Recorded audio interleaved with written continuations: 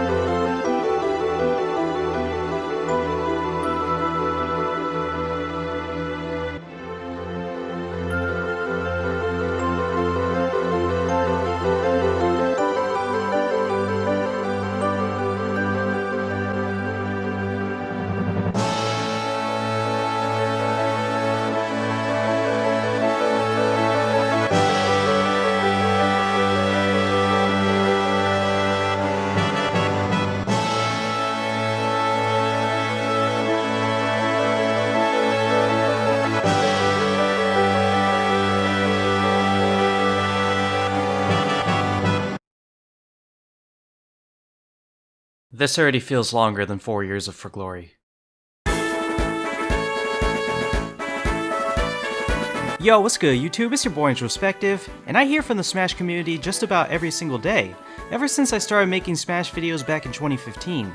And in the case of Ultimate, one of the things I hear most often is people not being fans of the online modes, especially Elite Smash. Now, having played Smash 4 from the day it came out, I have a lot of experience in the online world of that game. In particular For Glory, the competitive gameplay mode that is the equivalent of Elite Smash and Ultimate. However, there are some distinct differences that separate these games' competitive features, and today, I'm going to figure out which one is truly better for the average player. So, let's begin by seeing how Ultimate's Online was presented to us in the first place. There's no longer a need to separate the online modes into For Fun and For Glory. Instead, matchmaking is based on 3 factors.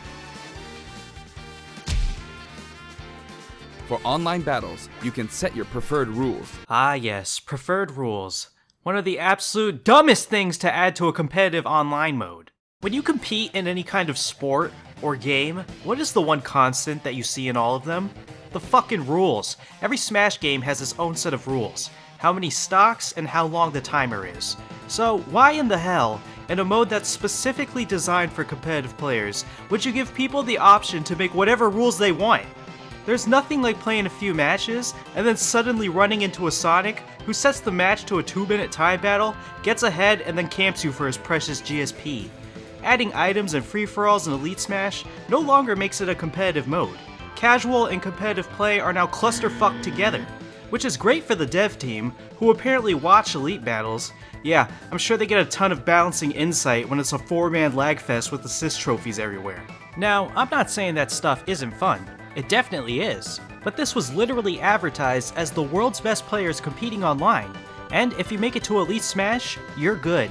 So it makes zero fucking sense to add casual play features in a mode intended for the best players to compete based on nothing more than their character mastery. Which is another thing about Ultimates Online, you can only use one character at a time, so you could be fucking around with a new character for fun, lose a match to a good player, but instead of being able to pull out your main and practice against someone you feel can make you improve, you're stuck using the character you barely play unless you leave, so you'll most likely just keep losing with that character, which means you'll lose more GSP and be matched up against lower skilled players as a result. In For Glory, it was so simple that it almost hurts to look back on. First off, it's completely separated from for fun. So if you want to have some casual matches, there's an entirely separate mode for that. A simple convenience that seems to no longer mean shit in Ultimate.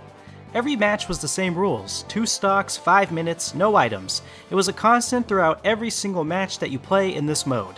It was a true skill-based competition between you and everyone else, and you could switch characters after every single match, even against the same opponent. Back when this is all we had, we all seemed to hate it, and looking back, I have no idea why, at least from a format standpoint. I would love for Elite Smash to go back to being this basic. Sure, there were things that made it toxic, such as taunts being allowed and messages being exchanged via player tags, and that turned a lot of people away. But for a competitive mode, it was exactly that, a competitive mode. Now, you may be thinking to yourself, well, it just matches you against anyone though.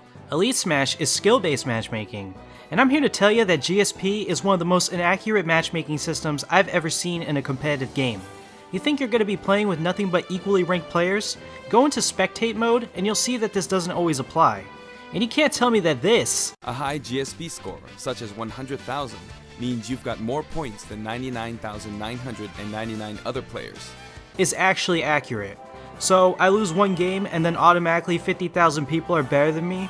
Or win a single match and surpass 100,000 people? I doubt it. And it's no less toxic than for Glory.